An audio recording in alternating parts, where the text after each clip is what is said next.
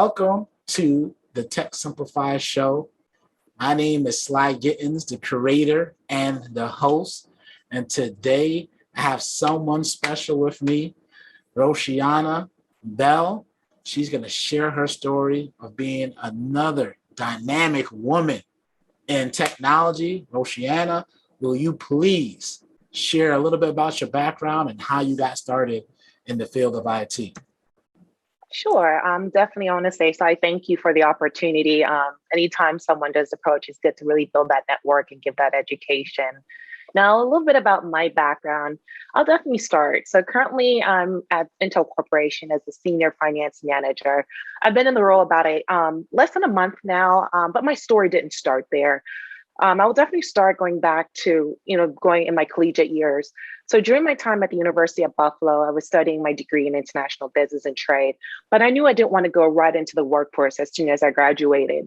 So I decided to pursue my MBA at Simon Business School at the University of Rochester. And during that time, definitely the atypical career and at 21 years old and graduating from, undergrad, no one really goes into getting their master's degree, but I was adamant to really go and take that step to really accelerate my career. My aspiration was, and still today, to be chief financial officer. And I knew getting that MBA would help to accelerate that track instead of coming into the workforce in finance as an analyst, maybe at the associate level if you're looking at banking, or comparable within tech as a senior financial analyst. So knowing where that trajectory lies, matriculating through my MBA career, I definitely want to highlight that I didn't have any years of experience, so brand spanking new. So I was relying a lot on the academia that I was learning, but also coupling that with my internship. So during that time, it was 2014 through 16, I did my MBA internship at Excel's Blue Cross Blue Shield in Rochester, New York. And I was able to learn a lot about the revenue side of the house, a lot more accounting side work within healthcare management. And I love that because, again, I was getting a lot of the foundational experience coupling with that of the academia that was learning.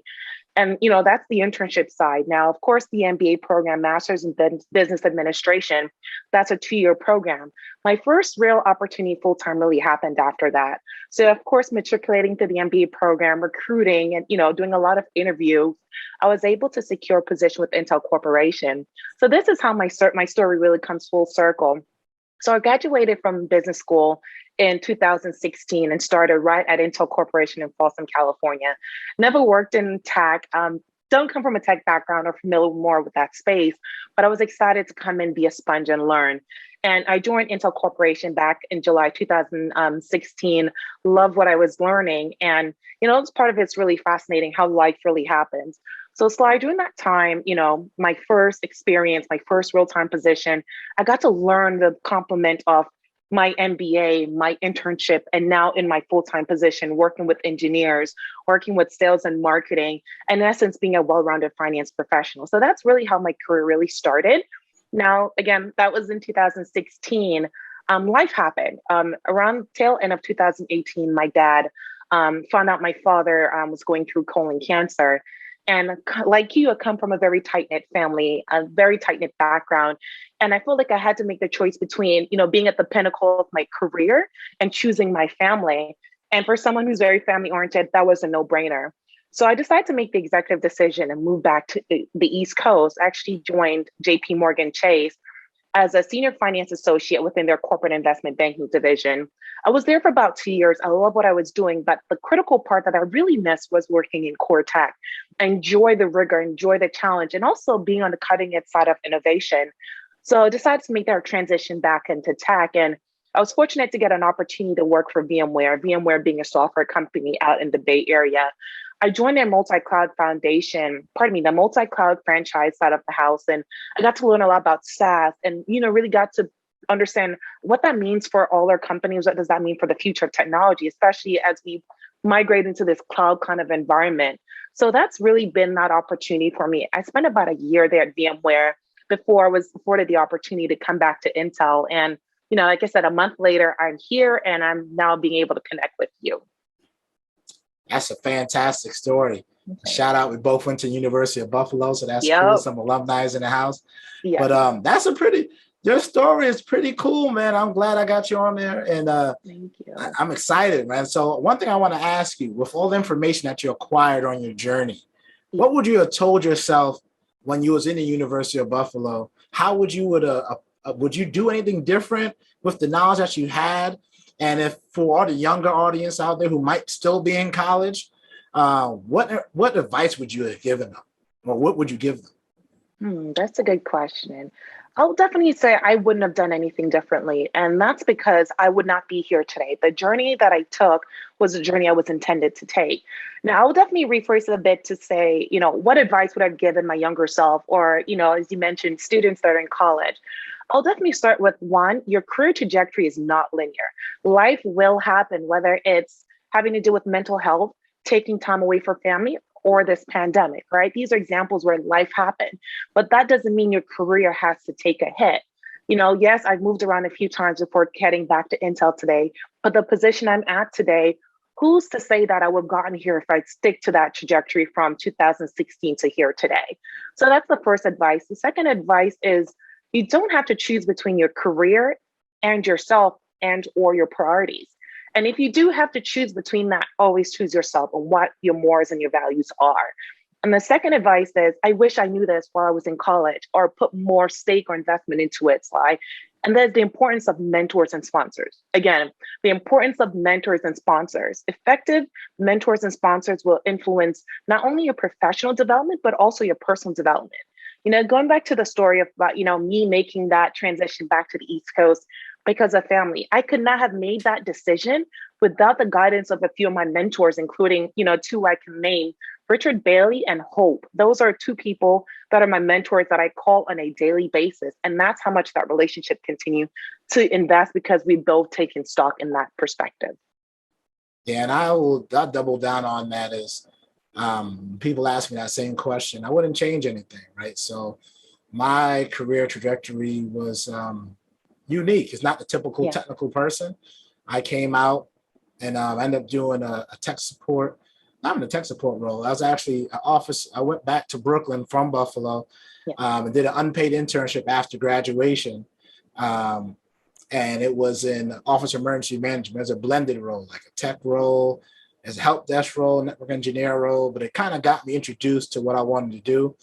And I was doing a lot of network engineering, found out, you know what, I really don't like network engineering, right?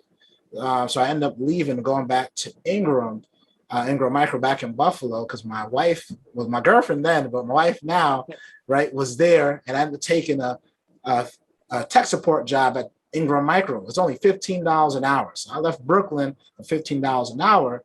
But I say that to say that I knew once I got there, I was in the right place because it introduced me to the world of tech, right? Because in Ingram Micro, it sells all of the different, like Intel, VMware, Microsoft, AWS, Fortinet, and etc. Right? It sells all of those solutions. So I got firsthand experience on how to learn, understand it, and then taking my business background and be able to use it. But if I would have took the path that was set forth for me, like most network engineers take, I probably wouldn't be in the role that I'm doing because my role is a little bit a combination of everything I've been doing between marketing and tech, right? Is a blended role, right? So yeah, I see what you're saying. And then you're right, mentorship has shaped me, right? I realized if I would have had mentorship earlier on, maybe I would do things differently because some things I would have known, right? But I can even say from having an older brother who was a mentor, he helped me get to the University of Buffalo. And that saved some time, and actually saved a lot of debt from going to a private college, like a lot of my friends end up doing, where I end up investing in certifications after, and I didn't get my master's or my MBA because I realized for the roles that I was doing, right now I can make over six figures just getting certifications. Yeah. But that was with mentorship, right? So I didn't because I had it filled out. I was going to go back and get it. My master's in cybersecurity. Then one of my mentors was like, "Hey, Sly, just take the certs." you can always go back if you want to become like a CEO or CIO. You can go and get that, but you may not need that also, right? So there's a lot of leadership courses you could take outside of that. So I can't You stress enough touched on that. yeah. That's powerful too. And then one thing, sorry to cut you off, Oh, that's all right. that you meant, you really focus, like your mentors don't always have to be in your concentration, Right. from an academic perspective. Your mentors don't have to be in the industry that you're in. Yep. Your mentor being your big brother, those often mentors and sponsors we often overlook, but those are just as important as the professional mentors that you have, right? So I'm glad you touched on that. And even within your own experience, right? Getting into tech is not a one size fits all. I'm in finance within tech, and growing up, I didn't know that it was not just engineers that went into tech, right? So the avenues that are there, there's so much, and it's not always getting that, postgraduate degree. Sometimes it's the accreditation, the opportunity to transfer, regardless of what you concentrated during school, right? The opportunities within tech are there. It's really taking that leap of faith and really exploring opportunities that will get you to that next stop, and look at where you're at today and look at where I'm at today, right? A testament of those, opportunities, and I love that advice that we both be able to, we were both able to experience through our own personal experience. Yep. And I agree with that. And I think this goes right into the next question perfectly. For you to overcome what you have in your career and get to where you are today, you had to be driven. So what drives you? Oh man. Just like we're both alums from UB, we're both, descendants of immigrants, right? For me, I'm a first generation American and Canadian to say. And my ultimate goal, like I mentioned, I want to be CFO one day. But my greatest driver is to retire my parents, right? My parents have worked hard to afford me the opportunities that I have today. That's the motivation every day, whether it's I wake up today feeling like I want a vacation, or I'm ready to go and roll my sleeves up, right? So making sure that they're retired. And also, I'm the second oldest of 10 siblings. I want to continue to show my siblings what role models look like. And they can always have, it's not a one size fits all. Personality matters, bringing your full self to work. Those things for me are very important to show my siblings and all the other, Black girls and, everyone in general that aspires to be someone that you can. And don't be afraid to bring yourself forward as you do so, and pay it forward along the way. And that's beautiful. Yeah. And I like there's a lot of synergy there. I'm from I'm born and raised in Brooklyn, but my family immigrated from Barbados, so a Bajan American. And one of the things that drives me is my last name, right? Making sure that when I was younger, my parents always told me this is the legacy, the last name, right? What are you going to do to pass the baton? They passed me the baton. How do I pass it to my children? Yeah. And then also, how do I make sure that the sacrifice my parents made for me, that not only do I take them, but I expand on them to make sure they're good too, right? Yeah. Luckily, I'm the youngest, right? And my older brother takes care of my parents. But now I'm old enough now where I started to help them out as well, right? So those are some of the things that drive me. And then my wife and my daughter, right? My daughter is something that made me start this Women in Tech series, right? She gave me another reason to be an even better person. And those are the things that drive me. And my biggest goal is eventually to run my own Fortune 500 company. I want to be a CEO. I already started this business, other businesses, and that's how I foresee myself. So those are the things that I'm working towards. But in the end of the day, for me, is family first, family, and family, and making sure that I'm pushing myself. Like, I don't really need other people to fuel me. I set my own goals. I realize I control my life and the decisions I make. And that's how I proceed. As long as I continue to do that and live a fluid life, that's a life that was well, served. And as long as my daughter and, my future other kids, as long as they have everything they need to be successful, and understanding, that anything they want to do, they have the power to do it, but understanding that you only have 24 hours. So how do you make sure what's right, and how do they define what's right for them? That's something I want to make sure I leave this earth that they know how to do, right? So because other than that, they can figure out how to make money and how to do those other things. But if I can really teach them how to navigate their inner core, to find what life means to them, to find their own happiness and not find it in someone else or something else. That's a win. And of course, financial freedom, I'm going to teach them those things. But though sometimes you can have money, but not have that inner compass, and it doesn't take you where you need to go. So one other question that I like to talk about is, what obstacles do you have to overcome to be where you are today?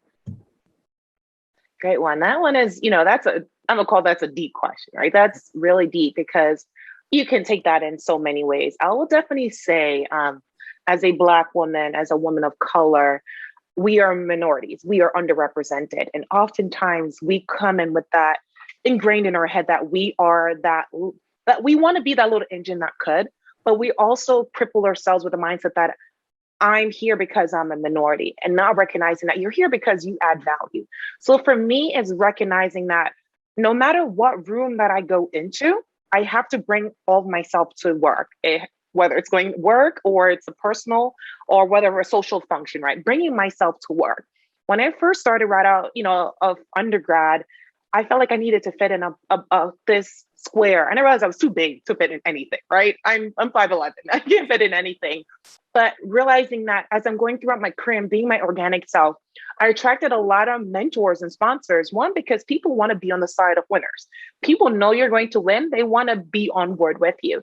So being my organic self and my authentic self and bringing her to work every day, whether it's braids with a wig, whatever it may be, bringing that organic and that person to work was that first part. The second part is recognizing that oftentimes I'm the only woman in that room and being comfortable with that, because as a woman, we have our superpowers beyond being educated and smart, etc. Being comfortable being a woman in the room and not having to be one of the boys or being a part of the boys club because I'm, have to fit that quote unquote stereotype. And the last one I would say from a professional perspective is imposter syndrome, right? And all three really tie into each other, but imposter syndrome can be very crippling. And a lot of times it's self-inflicted, and knowing what my value was and owning that, right? I am smart as ever. I'm here because I work my butt off. And like you mentioned before, I'm very self-driven, and my why is not tied to a title. It's not tied to any monetary gains. It's tied to that legacy from my family, right? So overcoming imposter syndrome, needing to be the guy in, part of the boys club and owning who I was. And, so when I figured all of that out, it was like, bam, game on. And it's been that since. Like, you see my personality right now. This is me all the time. And once I figured that out, it was a game changer for me.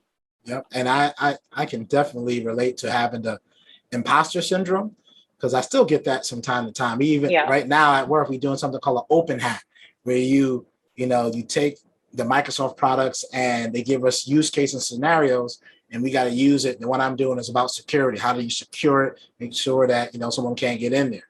You got some people on my team that got PhDs, right? You got some people who are, instant response managers. They've been doing it for like 20 years, right? But then I'm realizing we all have skills, right? We all have our superpowers. Collectively, we're good, right? And before I used to get intimidated by those acronyms, but now I'm confident in what I deliver because I put in these times. I create these videos. I spend hours doing demos or whatever, or businesses, right? I'm comfortable being myself, because I'm a jokester most of the time, right? But when it comes down to work, you got to get it done. Work. Right? I'm going to work, but I'm going to have some fun with it. I'm going to make it exciting, and just really owning my personality is something that took me some time to define. And it's okay that I have lofty goals, and being okay to say those comfortably, right? Because sometimes I used to shrink myself to fit in, and not realizing that that's never going to work because that's not me, right? So really owning who I am and defining who I am is one thing that I definitely had to overcome. And then also being, African American, sometimes, at least for me, I feel like I'm not representing myself, right? Not only my family, is the next person who need to come through that door. And I know other people in other races feel the same way, and ladies feel the same way. But I know that's something else that I had to overcome and say, you know what, I am, but today I need to be the best version of Sylvester or the best version of Sly, right? And when I do that, everything else will fall into place, right? So just showing up, being prepared, and doing the little things every day. Because I realized before I would focus on these large gestures or these big gestures and not realizing it's waking up early. And then you touch on said something that's just really powerful, Sly, and that is, we're oftentimes we're trailblazing, whether we're the first in our family to graduate from college, get into this industry at this, even this income level, right? We are often trailblazing with that, and that comes with the level of burden and a social obligation that we oftentimes, it weighs on us and figuring out how to even manage that. But the one thing I always tell people, and I'm probably just going to quote that and, copyright that myself or trademark it, but you are the asset, right? You are the asset, and this is your journey. You get to dictate, as much as you are in the driver's seat of your success, you get to dictate how that journey goes, right? So make the best of it. Yeah, that's great. Yeah, and that's fantastic. I like to use something called it's your movie. You're the director, right? And who you want in your supporting cast. Who do you want, right? You can define how, if it's a great movie or if it's not a great movie. It's up to you, right? So with that being said, this has been a fantastic conversation. And before we go, how can the audience contact you? Good one. I would say, know my person. I'd be like, check me out on LinkedIn. But yes, I want you to, if you want to connect with me, I'm always open to connecting. And I also building my network, and I'm all for paying it forward. So you can definitely add me on LinkedIn. Roshiana Bell, definitely check me out there. I'm looking forward to connecting. And, Sly, for you, like I said before, this is absolutely amazing. The passion for this is bigger than you. It's bigger than myself. So to have, to trailblaze, provide opportunities for your daughters and the daughters of the world to see that there's other people out there that looks like them, that are in many aspects in many industries, specifically in tech, and they can get there. And on top of that is glass ceilings are there, but we're meant to break them, right? So kudos to you for making this a reality. I'm grateful to be a part of this experience. Yeah, thank you for taking your time and coming and sharing such a dynamic story, because it's more than just being a woman in technology. I think season 3, I'm gonna call it Dynamic Women in Tech. Because that's what you're doing. Keep being a trailblazer, keep being yourself, because I don't want you to be anyone else. But until next time, Sly Gittins and Roshiana Bell are out. Peace. Thank you.